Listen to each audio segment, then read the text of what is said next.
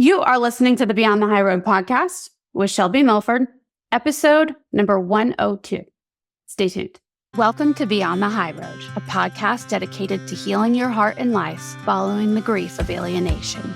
I'm your host, Shelby Milford, a twice certified life coach specializing in post-traumatic growth. If you're experiencing the effects of alienation and you're ready to heal, then this show is my love letter to you. Stay tuned. Hey guys, I have three, I said three with holding the two fingers up. I have three quickie announcements. So the first announcement is I am still doing Facebook Lives on Fridays at noon. Also, I added in a TikTok Live at 8 p.m. Eastern Time. Also, the noon one is too. Eastern Time on TikTok, Avi. And then the last one is we've decided, we, meaning me and actually y'all, because I went by your votes, everybody that answered the poll on the website and whatever, the only responses I actually got were for group coaching. So that is going to be how the program is formatted, okay? As of right now, doors open on October 7th. But y'all, here's the very important but. For my email subscribers and also for the private Facebook group, I've already opened pre-enrollment. So basically, it's like the early bird special. If you pre-enroll now, you're going to get a huge discount off of the price. So it's worked out to be 25% off. And just so you know, you guys, I hate talking about money, but I also think that it's important for you to know what you're getting. Well, in the end, if you're considering this, what you're interested in is the result that it creates for you. And if you want to feel better about your life, start thinking thoughts that propel you forward on default and systematically go in and basically rewire your brain.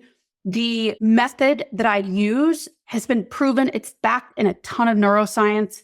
And it's the very thing that I used, right? I'm not really bragging on me. I'm more bragging on my schooling.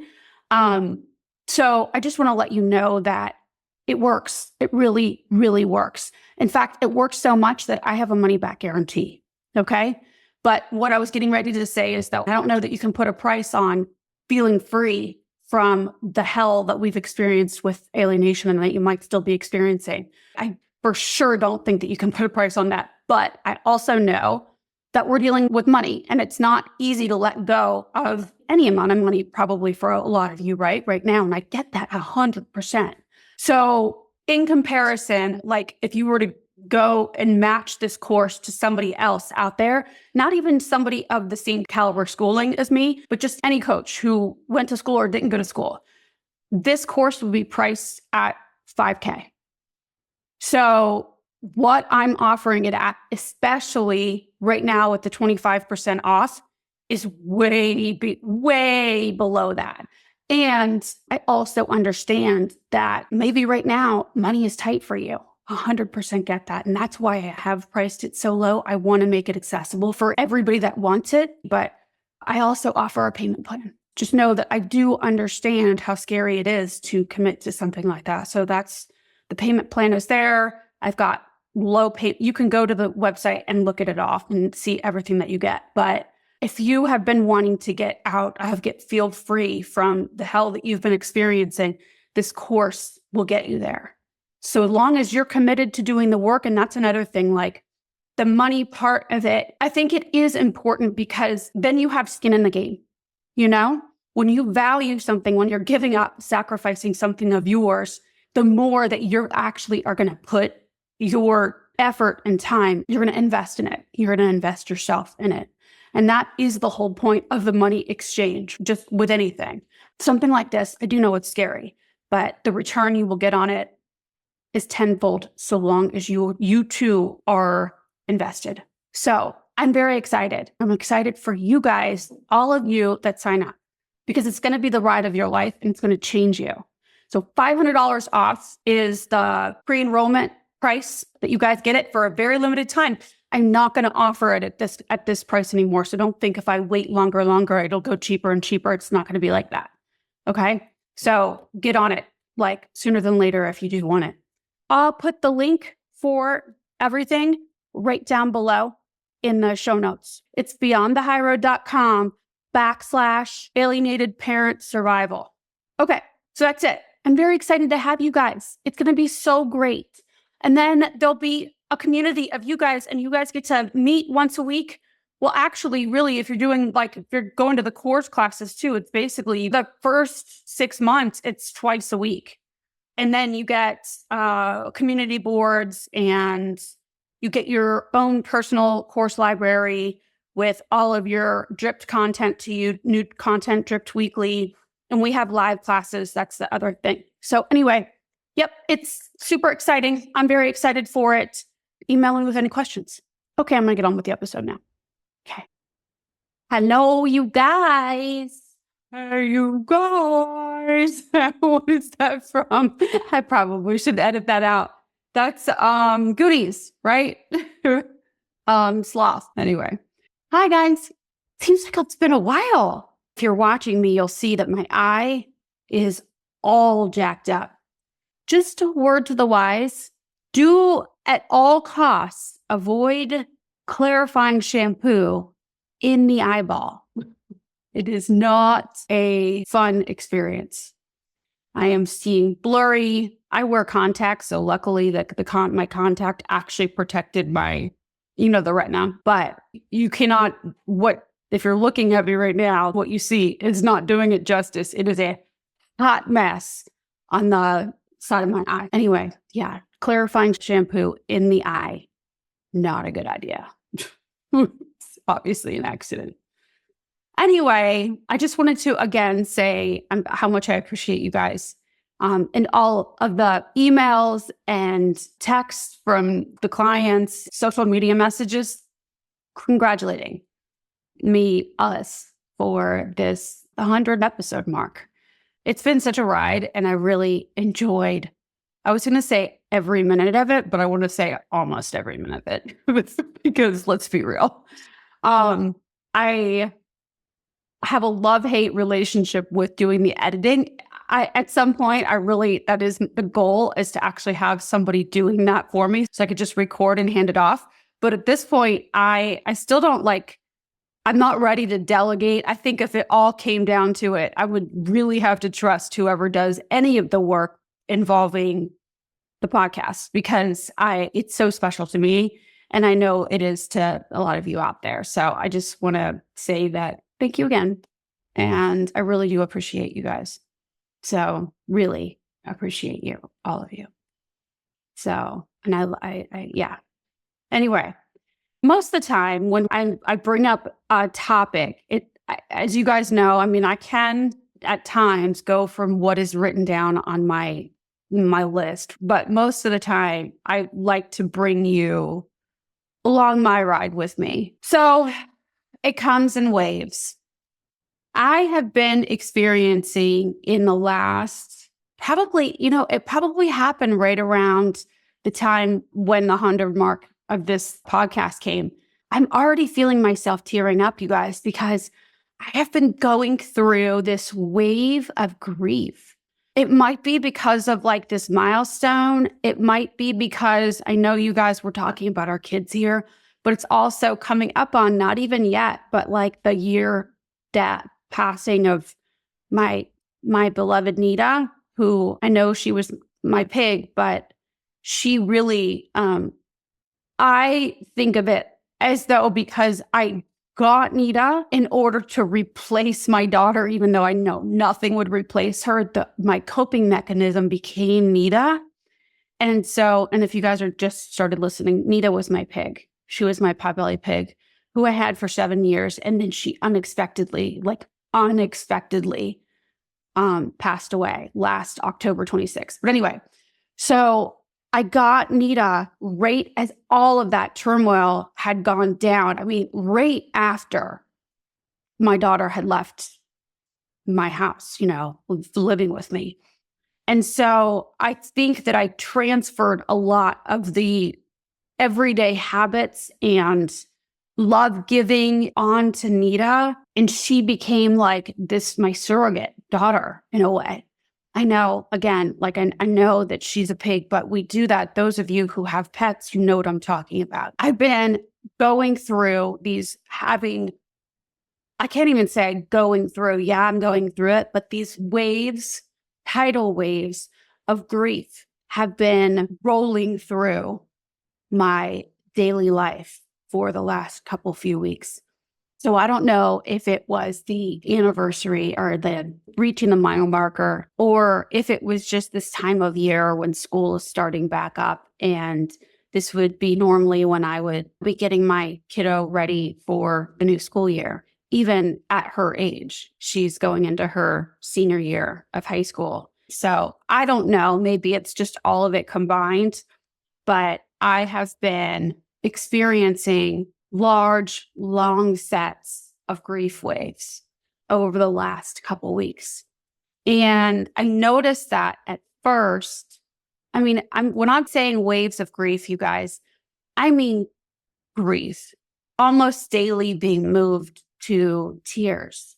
And not, yes, in pain and sadness and in feelings of loss, of things I wish I could have said or did, things that I would say now, especially the things that I know now that I didn't know then, like that has been just one sort of after another and after another. And I mean, it's okay. I'm okay with it.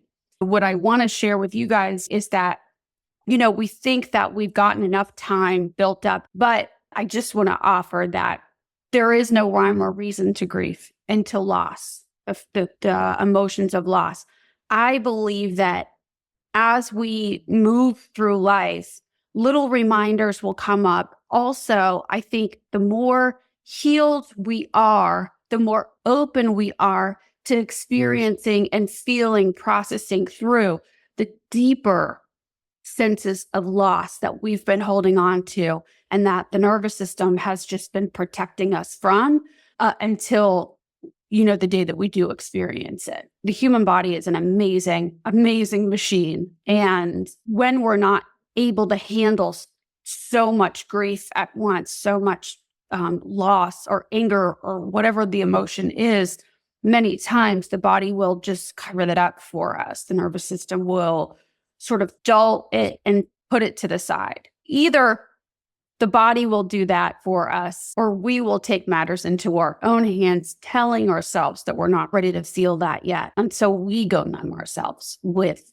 whatever activity of our choosing. So I guess what I want to say today about these grief waves that inevitably do come, and I truly believe that I think that these waves would come even if, let's say, I were to reconnect with my daughter.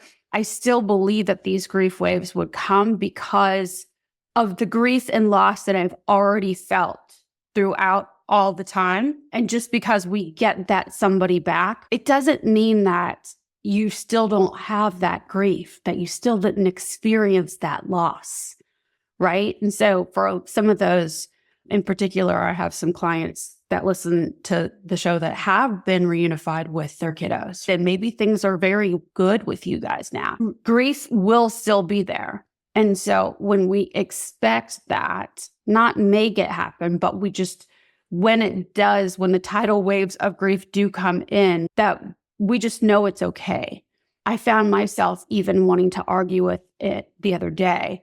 Like, it's been so long, I've processed through all this stuff. Why am I coming back to this place where I'm still so sad? Like deep, slow pain, where I found myself on my patio, literally like just onto my knees, not praying, but like in grief, sobbing out of nowhere. I went outside to do something to sweep the patio, and boom, in a wave came. I found myself a little bit bargaining with it. And then I noticed what I was doing, and I was like, oh, right, you know the deal. Like, this isn't a surprise. I think the difference between how I handle it today and how I handled it back when it first was happening and I didn't know anything about grief most of the time today, when I realize if I am bargaining with it, I hold space for myself. I allow myself the space to be, to grieve, to feel sad, to feel angry, to feel whatever it is. I hold the space, meaning I just let myself be how I am and feel how I am without wanting to resist it or talk at it or make stories up about what this grief means for me and my healing and my life moving forward and what today grieving means about my past. I talk with so many parents that this is what's happening. They're making the emotions they're experiencing right now, like I was talking about maybe 3 or 4 episodes ago, emotional reasoning. When we make our grief, what we're feeling right now, mean something for the truth of our relationship. And so for y'all, like if you have this grief and you're feeling this deep sorrow, then this must mean that we're doomed going forward. If I'm feeling this deep of a loss today, then that must mean we're never going to reconvene. We're never going to reconnect. Because why would I be feeling it this deep if that meant good later? And that, I think I would just want to open the conversation up and let you guys know that that does not have to be fact. You can feel deep loss, even for some time lost, and still reconnect with your kids later. The two are not related at all. So holding space for yourself, allowing yourself to just be present in the moment when you're feeling the whatever emotions you are, instead of questioning them or wanting to label your experience and make it mean something about going forward, or maybe even make it mean something about your past. Like, I must not have ever meant something to them because I feel so discarded today. I must not have ever been important to them. I talk to a lot of people like this, especially in comments on social media and stuff, that also use the emotional reasoning, like, oh, well, now I see, looking back in hindsight, now I can see how they treated me terribly and they favored the other parent. I've always been treated like dirt. So our relationship was never as close or as good, and they never valued me as much because I can look back and see it now. Listen, I want to offer you guys that you don't make that mistake, labeling and making your grief today cheapen or take away from whatever relationship you did have with your children when you did have it. That bond is something that can be unbreakable if you allow it to be. So many of us are just, the second that we feel the discomfort and the grief wave, tidal wave come in, and you start to feel sad, you feel anxiety, even fear, loneliness, unhappiness, depression, even overwhelm, sometimes even disconnectedness, right? Those are all emotions under the grief sort of umbrella. None of those are very comfortable. We all just want to be happy all the time. We want to be joyful, gleeful, motivated, all of those kinds of feelings. Of course we do. But going through what we have, we also are going to have these moments where it's not all, roses. And I know that you know that. I think we all learned that in preschool. But the second that the emotions do come up, what do? We want to label it. Our bodies like freak out, like, no, we shouldn't be feeling this. We shouldn't be feeling this. It's been too long. We should already be past this. We need to either dizzy ourselves out of it and go and not think about it. Let's do something else. Let's redirect, pick up an extra shift at work, or get busy around the house, or call somebody, surround yourself with tons of people, avoid. Or we sit in it and then question it, like, why am I feeling this? I don't understand. Why is this coming up again? It's been however long. I have already been through this pain. But who says that you've already processed it all the way through? And in fact, if it's coming back up for you, clearly you haven't. There's more corners, edges, like remains that are left over. But we want to question it. We want to make it mean something about our past or our future, right? We usually either minimize what our past was. Well, they must not have cared about me anyway. Like I was just saying, they must never have cared about me. They must have always cared about the other parent more. which we know when we're actually using our higher thinking and know the dynamics of alienation, of coercive control, then we know that this is not the case. You did once have a very close, loving relationship, right? But the brain in the moment, emotional brain will want to talk you out of that because it wants to like shut down the discomfort of today. So if we convince ourselves that the relationship was just doomed from the beginning, then we can feel better about moving forward, right? And maybe we'll get out of the pain that we're experiencing in the now. That's really, really what your survival brain is wanting you to do, is let's just get out of this pain. So let's minimize what it was for us, and maybe that'll get us there. Or we, like I was talking about just a few minutes ago, or we make it mean something for our future, right? We're fortune telling and we're like, well, if I'm still feeling this now and I'm feeling this deep of loss and anguish and depression, this must be a sign of what's to come. And so then we're in like doom. We make our grief in the moment mean all the things for our future. So we define our whole life moving forward. And when we do that, we have now become this narrative developed by survival brain. And you will end up creating that result in the end if you don't become aware. Like, obviously, we can't be in control of whether your child or children are ready to reconnect and if they reach out to you or not. But if you continue telling the stories about your grief and about your discomfort today and moving forward, that is what you will become. You will have turned into that state of mind. And eventually that will be your personality and your full set of beliefs that it is doomed. It was doomed from the start. It will always be doomed. They will always hate me. These feelings that I have are warranted because I've been discarded as a human. And then the rest of your life will look like that. Do you know what I'm saying? It's like, it's a self-fulfilling sort of prophecy. And until we realize what we're creating for ourselves, we will just keep reinforcing that behavior. Now, I just went to like sort of an extreme example of that. But if you can, when you start to feel the uncomfortable emotions, next time now you can just hold the space for yourself. Allow yourself to feel the tidal wave of grief, to feel sometimes even the slow rolling waves that come. You know, those are kind of nice. They seem like, for me, the rolling waves are sort of all the memories, but they're good.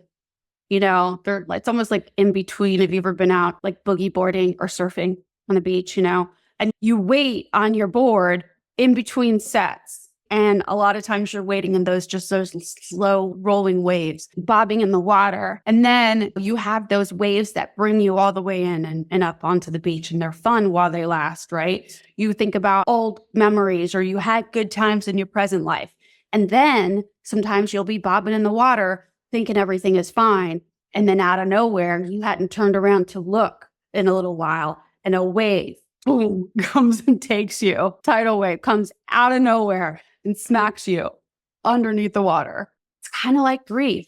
The waves become fewer and farther in between. The more healing that you do, the more, as you guys know, I don't believe it's just time. Time alone will never heal. It will just dull things, but you've never really fully processed through. You got to do the work, in order to really fully process through. Else it'll come out sideways. But I do think, though, the further that you get from the situation, the more that you can prove to your central nervous system, to your body, that you're going to survive. Because in the beginning of the whole mess, however it went down for you, when you were still in high alert and in your fight or flight, you may not think it's life or death, like with your higher thinking, but the rest of your body sure as fuck thinks it is life or death situation. Like when you're just first separated from your kid. And then you learn over time that, okay, no, I'm not going to die. Maybe my kid won't die. Things are going to be okay, but it's just a really shitty existence right now, right? And then the waves get a little bit further apart. The sets of waves get a little further apart. And then, it lets up after a while. But what I think can lessen your load, lessen the blows, is you being able to hold space for yourself. I remember when it was just all happening for me. And at the time, I was married to that guy, the other guy. He had a few kids of his own. At that time, they were my stepkids, right? When the boys came over, his two youngest came over to the house. This was my house where Scarlett and I lived before. And so when his boys came over for the weekends, they had to sleep somewhere. His middle child was low functioning autistic, and he would always sleep in my daughter's room. And it was so difficult for me at that time because I wasn't ready to say that my daughter wasn't going to come back home. I was getting ready to sell that house to go back to court, So in no way, shape, or form was I giving up. But at that time, I didn't understand how grief came and went and what was going on with me. I just knew that I really hated it when his middle child would go and stay in my daughter's room, because I really needed her room to stay exactly how she left it. Like, I really needed that, It makes me so sad to think about me being back in that time because I wasn't able to hold the space for myself because, one, I didn't know how. I didn't know what I was experiencing and what I was going through. I know that I didn't want anybody replacing my daughter, right? Well, besides the pig, but it's different because obviously a pig isn't going to go move into my daughter's room and try to be my daughter. You know what I'm saying? But I didn't want anybody replacing my daughter, and I was sure as shit not going to change her room in any way, shape, or form, But on the other side of things, my now ex, my husband at the time, kind of expected me to. He really wanted me to redo the room so that it was more for his son, right? His middle child. I was not ready for that, but I felt bad. He called me selfish. He called me self-centered, and how rude of me to not want to help his son. And he made it about that I just didn't like him. And that was not the case at all. I loved his kids, But the kids were pretty destructive in the house, and I had a really nice house. And then my ex he was just not a nice guy in any way. I would go out into my garage for the entire weekend that the boys were there because I felt like a stranger, like a visitor in my own home. When they were there, they just kind of took over the place. And if I was in the house, I used to go into a panic attack because they would break things and screw up my daughter's room. And it was awful, right? It just was an awful place for me to be because if I spoke up, then also there were other issues, And so sorry if that's activating for anybody, but today when I was thinking back about that, I was just thinking about my grief leading up and then what was it like in the beginning when I was really starting to grieve, because I wanted to relate that to you guys. And this is the first experience that came up for me was these destructive boys and then my ex and how he expected me to change my daughter's room. And she had just left months before that. And they just wanted to take over and I couldn't deal. And so I went and hid in the garage every time they came over because we really didn't live together, but he would come over with the boys for those weekends. The weekends that he did have the boys, he would bring them and everybody would stay at my house. And I was thinking, how does my inability to feel grief or experience the grief back then relate what was going on there for me? And I think the deal is that I was with somebody that was a pure reflection of what I was already doing to myself. I didn't give myself an opportunity to really fully grieve back then for the extreme loss that I was feeling. And the extreme now I can say, I think, disregard for what I was going through by my ex, right? By this other guy. And I don't care about him. That's not an issue. But what it made me think of is, and this is what I want to get to for you guys, is that, and I'm sure you guys have heard that saying, and I don't really know how it goes, but basically that the people that you attract into your life, how they treat you is merely a reflection of how you treat you, how you speak to you. I know that I attracted this second husband into my world, not knowing what I was doing. And definitely the way that he behaved was like almost like the ugliest way I would ever, probably came across different than I ever spoke to myself like, but he was a complete reflection of the disrespect or the disregard that I already was showing to my own self, right? The erasing that I was already doing to my own self.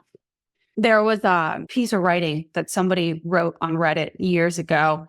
As for grief, you'll find it comes in waves. When the ship is first wrecked, you're drowning with wreckage all around you. Everything floating around you reminds you of the beauty and the magnificence of the ship that was and is no more. All you can do is float. You find some piece of the wreckage and maybe you hang on for a while. Maybe it's some physical thing. Maybe it's a happy memory or a photograph. Maybe it's a person who is also floating. For a while, all you can do is float. You stay alive. In the beginning, the waves are 100 feet tall and crash over you without mercy. They come 10 seconds apart and don't even give you time to catch your breath. All you can do is hang on and float. After a while, maybe weeks, maybe months, you'll find the waves are still 100 feet tall, but they come further apart. When they come, they still crash all over you and wipe you out. But in between, you can breathe. You can function. You never know what's going to trigger the grief. It might be a song, a picture, a street intersection, smell of a cup of coffee. It can be just about anything, and the waves come crashing. But in between waves, there is life. Somewhere down the line, it's different for everyone, you'll find that the waves are only 80 feet tall or 50 feet tall. And while they still come, they come further apart. You can see them coming, an anniversary, a birthday, Christmas, or a landing at O'Hare. You can see it coming, and for the most part, prepare yourself. When it washes over you, you know that somehow you will again come out the other side. Soaking wet, sputtering, still hanging on to some tiny piece of the wreckage, but you will come out. Take it from an old guy. The waves never stop coming, and somehow you don't really want them to. But you learn that you'll survive them, and other waves will come, and you'll survive those too. If you're lucky, you'll have a lot of scars from a lot of loves and a lot of shipwrecks. So that is just such a beautiful way to describe, I think, what really goes on for any kind of grief. I mean, I know in this one particular, I think that he was definitely talking about a death here, but I see this applicable here for us too. That the waves don't ever stop coming, and they're not supposed to, nor would we ever truly want them to. That is the key. Because if I were fine and didn't have any emotion and felt completely removed from the situation, I don't know that I would like the outcome of that, really. You know what I'm saying? Like, sure, everyone wants to be able to feel like, oh, it's no big deal. And you can get there for sure. But that doesn't mean that you won't experience these deep feelings of loss. That's what humanizes us. When we have these moments, for me, these set after set of these big, huge, slow-moving waves over the last couple weeks, it is me experiencing my humanness. And I think that the slow-moving part of that is because I'm today allowing the grief to happen. And when I say slow moving, I don't mean that it stays around for longer. In fact, I believe that it doesn't. I believe that like the deep sadness, the clean pain of this does feel slow. It feels heavier than the suffering, the anxiety and nervousness and urging, pushing us to get through it. For me anyway, there is a difference between the two. And I know I've spoken with you guys about the clean pain and dirty pain before. But today, although it's not comfortable, I actually welcome this grief.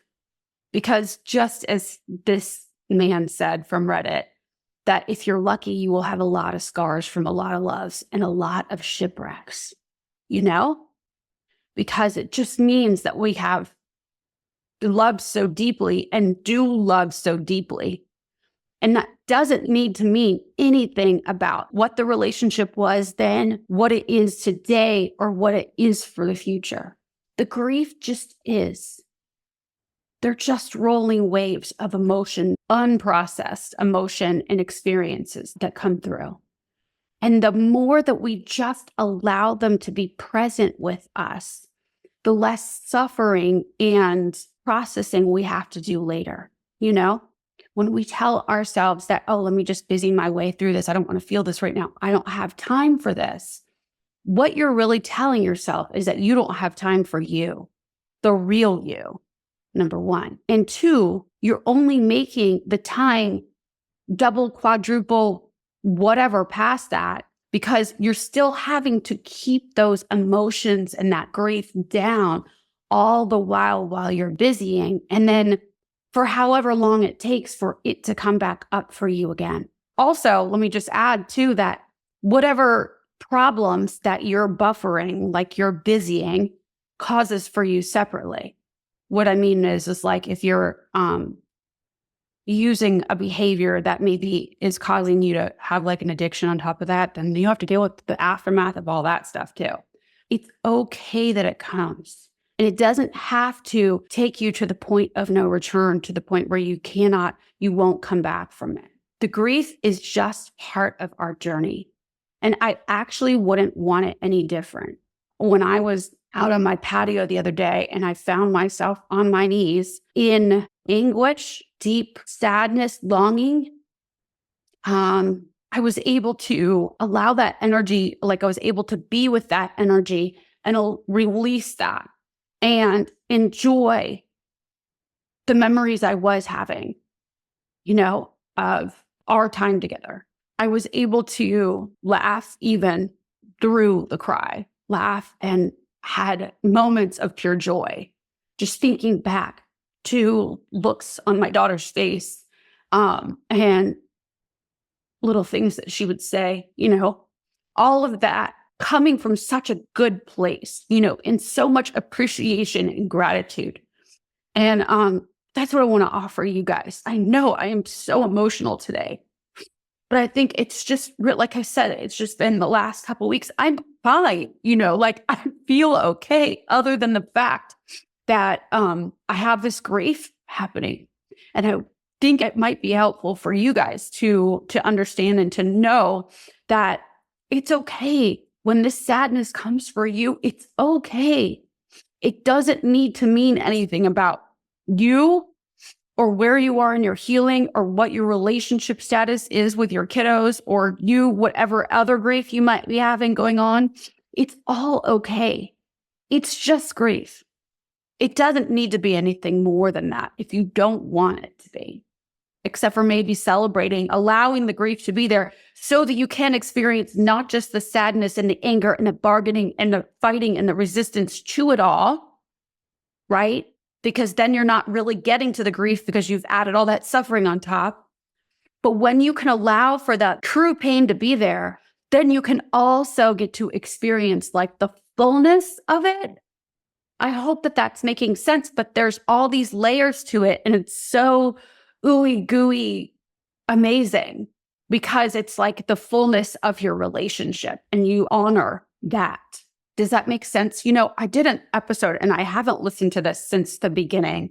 Those first 20 episodes, I didn't put them in with the last two best of episodes because they weren't video. And so in order for me to get them into video and do all the things, it was going to be a process. So anyway, but I did a bittersweet memories episode and I haven't listened to it since God knows when, since probably it came out. But while I'm talking right here, it just kind of reminded me of that. Like doing your memories and your relationship justice and honoring the true feelings and the true longing and also the true love and connection that you still do share because of those moments. I think this is something that can never be taken away from you.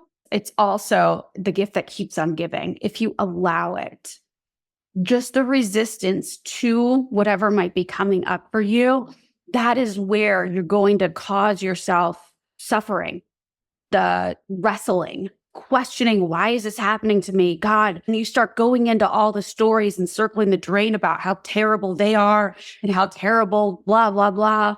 All of that will take you off your path of healing and actually finding the meaning of what connection really is. We just muddy up the waters and do our own connections, even the ones we had before, because we tell ourselves, well, this shouldn't be happening. It should still be happening and should be continuing. And now they've ruined it. And so we go and we take the attention off of what's really trying to come up for us, and then we want to like point fingers and they did this to us and they're doing all the things. And that's why I'm here right now.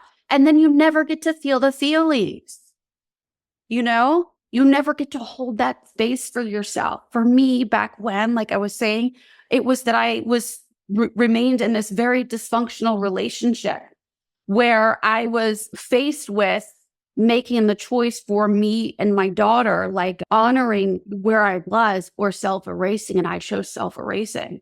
I put myself right out to the garage for weekends on end, living in that discomfort. And like I said, I don't fault him. I mean, he is who he is, right? I don't fault him. I don't want to see him, but I don't, I'm talking about not my daughter's father, but, I don't want to see him. And glad he's gone, but I also don't fault him. I was the one that stayed in that because it was a true reflection of where I was, the space I was in. Back then, that chaos that I allowed to continue in my own home when they had somewhere to go, I allowed that because that chaos was better in my mind than sitting with the grief. I didn't want to be alone. So at least if there was the chaos there that I hated that chaos.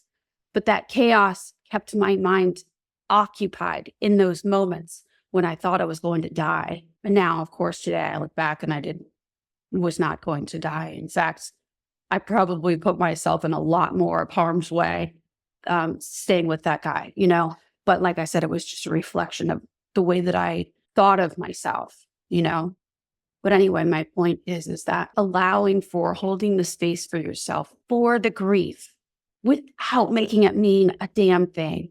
Just knowing too that this shipwreck in any other relationship that you have moving forward, there are bound to be hurts, even more tragedy maybe. But it's okay because it's the love that you share and the connections that makes it all worth it. And as long as you are equipped, as long as you equip yourself today, like I think that there's an analogy out there, like grief comes in waves, but if you know how to swim, I don't know if this is a saying or if I'm making it up right now, but grief comes in waves, and either you can learn how to tread water and become an excellent swimmer, or you can let it wash you up on the shore, And I truly believe that all the work of staying in the water and allowing for it all to be hard and allowing the waves to come over you and staying moving, it's sharpening us, sharpening me. It's making me stronger, and I'm equipping myself for even more to happen in the future. And that's okay, because as long as I am a skilled swimmer, anything could happen around me, anything, and I'm going to be okay. You're going to be okay. Having gone through what we've gone through, this has the potential to equip you to handle all of the things in the future. But you have to step up to the plate. You have to choose it. And by choosing it, it means not resisting reality and not resisting you, and wanting to always run away from, what's happening inside of you.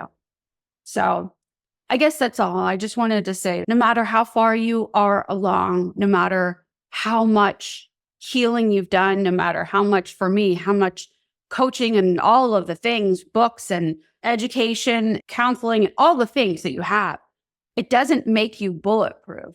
You still experience your humanness. I just believe that with the tools and continuing to choose you, that you become more and more and more equipped, right, to handle each and every one of them. And the less that you do resist. Now, most of the time when waves come for me, I see them from far, and I can either duck under the wave, going into the wave, and come out the other side being untouched. When you're resisting it and fighting the experience and wanting to label it and do all the things. I feel like that's seeing the wave coming from far away, and you see it coming and all you're doing is analyzing it, and you're analyzing it. And so you don't duck under the wave, then you get smacked down, right? And you're tumbling, and that wave is carrying you, and you're pulled under, you get tossed around until finally the wave lets you up. That's kind of how I think of resisting when you're in that. Why is this happening? If only they would this way, that way. Well, it tosses you all over the place. But when you're rolling with the waves, sometimes you see the waves coming, sometimes you don't. But if you know how to, if you've ever gotten into a rhythm and the water waiting for waves, then you know how to either dive under them, and the wave will still take you as you come back up from the other side, but you're with it. You're in rhythm and sync with, you are one with the water. You're not resisting, you're going with. And that way, I think it's always going to be okay. It's always going to be okay because there's never a problem with what is happening. You take it as you go. Oh, here's grief today. Here's sadness. Here's anguish. Here's anger. Here's loss. Here's guilt, regret, even. Oh, I wish I would have known. That's okay. But you can have those experiences be, and then boop, up you are on the other side of that wave, bobbing in the water again, no biggie. As opposed to being taken away with the wave and washed up ashore and out of commish till somebody comes and pumps the water out of your belly. So anyway, just don't fight it. Don't make it mean anything for yourself. Don't allow your discomfort to define you, your most important relationships in your life, or what your future will look like. What you're experiencing in the moment, it just is. Hold the space for yourself. If you are at all where I was before, where you are resisting yourself and not allowing yourself to have the moments, I would just urge you, first of all, reach out to somebody. If you reach out to me if you need to, if you find yourself in a situation where maybe home life isn't so agreeable and you don't have the support that you wish you had, let's get you there. And number two, the emotions that you're having are natural. Just let them be present without attaching all the stories about what it's supposed to mean and how you can't be feeling this right now and you shouldn't be feeling this and you felt this yesterday. There's no need for you to feel this today. All of those kinds of crazy rules that we have on ourselves, give yourself some grace. All right, guys. I will talk to you next week. Bye. Thanks so much for listening today. If you like what you're hearing and you'd like to hear more, please make sure to click subscribe wherever you're listening or watching. Also, for bite-sized clips and tips, be sure to find me on TikTok or Instagram. See you next week.